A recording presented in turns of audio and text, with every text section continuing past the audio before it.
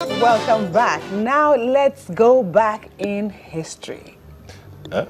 We're going to be doing history. Okay, a history class. History class. So okay. If you've heard about the Warri Kingdom, you're going to hear more this morning. And if we go back talking about the Bini and the Shekiri histories, I should not say anything. Before you get lost, Okay. You will get lost. That's a promise. People that know about it, they're in the studio. So let me start by introducing... Oh, sorry. We just had a new Olu of Warri crowned recently. Yes. So this will make sense to understand for why those who don't know so much about Warri. Then you get to hear more this morning. And so we have in the studio the Ogwa Olusan of Warri, Chief Brown Mene.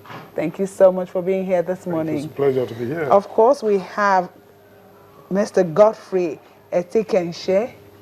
Did I get that right? That's or did okay. I try? We can go with that. Okay, he's the first indigenous director of Chevron. He's retired. Thank you so much for being here. Thank you. And Chief Mrs. Rita Lori Ogbebo, thank you for being here. She's the Igba of Warri. Let me start with you. Please, tell me more about Warri. I've been there once or twice. Warri itself, as of today, what you know about Warri today is, you all call it the oil city. But I don't think that is what we are talking about today. We are talking about Warri, how it has come to be. And seriously, we are concerned, very concerned, about Warri, how it came to be. Because we have a new Olu, we have on the throne, and we are taking the opportunity to tell people how, what it used to be when we came from Warri and Benin, and then we had an interregnum. After the interregnum, the break, and finally the way it is today. And in this matter, the chiefs in the palace, we have our different duties traditionally to handle these matters. So Chief Brown, Mene Brown, traditionally is the chief in charge of that history. So we'll ask Mene Brown. Okay, now how did Warri that? So let me Yes, yes. go straight to him then. Yes, yes. You are in charge of the history. Now, what I hear of Warri is, they carry last.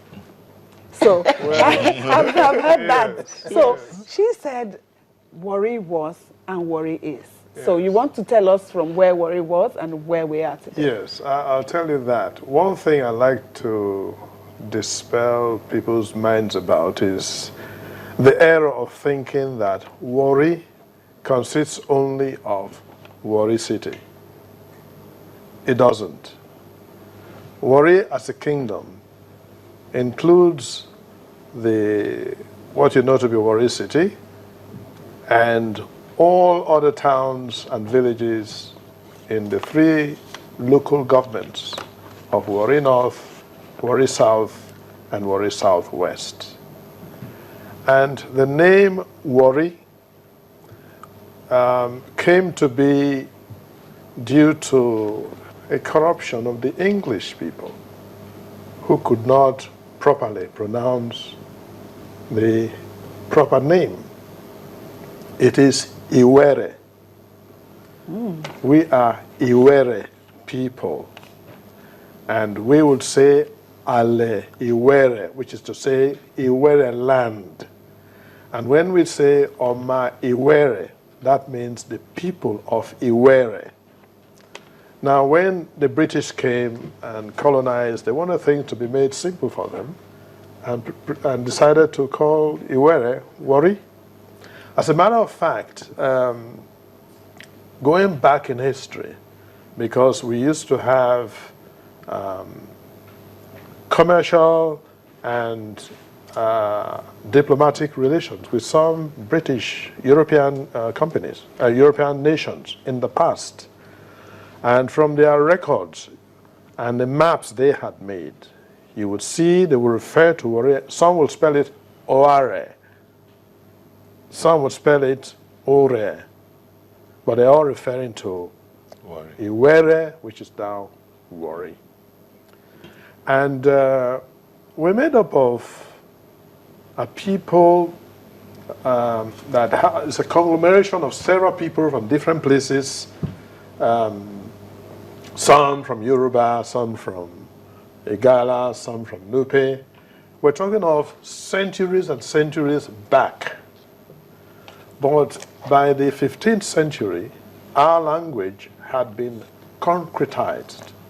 You know, when fresh people will come from different places and you formulate a language, it takes time for it to be concretized. Then by the 15th century, our language had been concretized. And then, of course, then we had the monarchy that was introduced in 1480 AD. That's about 535 years ago. That was when the Crown Prince of Benin came along with the first sons of the 70 chiefs of Benin to found the kingdom. That was the mission that his father had sent him. And when he came to us, we welcomed him, and he became part of us. And that's how you have today the chieftaincy, the Oluship, and then the rest of the people. Just a quick one. Yes. Iwere people used to be part of the Bini kingdom? No. No. So the son of the Oba of Benin Yes. came with the 70 sons, the first sons of the 70 chiefs of the Benin Yes. kingdom, Yes. Yes. to Iwere land. Yes. Iwere. And Iwere. Iwere land. Iwere. And founded the Warri kingdom. The Yes, Iwere- as a kingdom, yes. As a kingdom. Because before him, it wasn't a kingdom because we had no king. Although we're looking at ourselves very well, but when he came, we accepted him to be a king. Why was that acceptance for him to be in a kingdom? Actually, if I may comment, Yes. you see, throughout history, and particularly with us, with the Shakiri people, there's been so much written, all documented. The latest documentation about our presence, the migration from Yoruba land, streams of migration. Some came from the Nupe country, and some of them stopped at Ebu in North, that's Delta North, the Ebu people. Some stopped there, while others from Ode in Yoruba land, Akure, Owo, and all those came across and settled there in the present area of the 3 local government councils On Warri. you just mentioned. And Sabiru Bio Baku, who is a renowned historian, all documented this. Also, Dr. Kime, another renowned historian, documented that a people, in answer to your question, a people always predate the kingship throughout history. The people that are there, the Yoruba-speaking people were there, some at Urejusinsi, others at Ode Shekiri, the present Ode Shekiri, others at Borodo. There were settlements there. Lenuwa, the Omadino people, came from Lenuwa in the Jabu waterside and settled there. So when Ogiame, that's in Benin, I think is the Duke, go and found your own territory in the riverine area. That's how Guinea